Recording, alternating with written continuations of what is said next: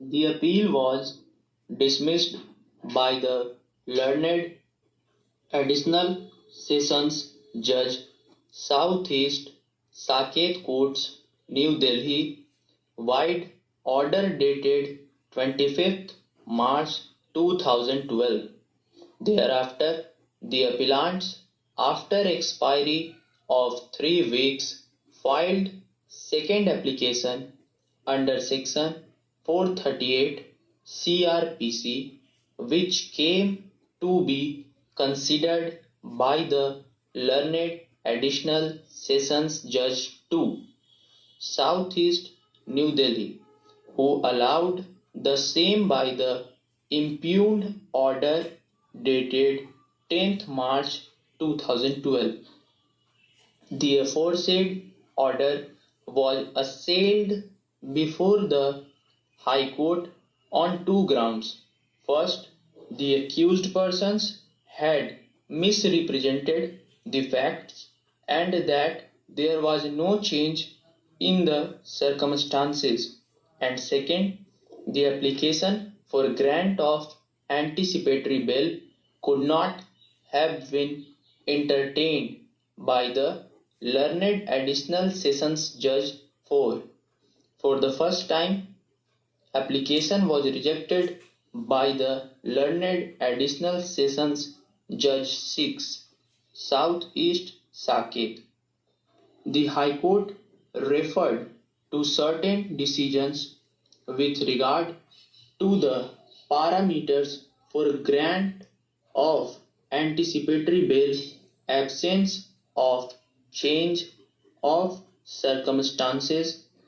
conduct of the accused persons in the manner in which they had executed the agreement for sale, the need for custodial interrogation, and the impropriety in view of the fact that another court had entertained the application for consideration despite the fact that the first application was earlier rejected by another court, and analyzing these aspects set aside the order for grant of bail, it is necessary to state here that the High Court has drawn a distinction between an order passed which is perverse in nature,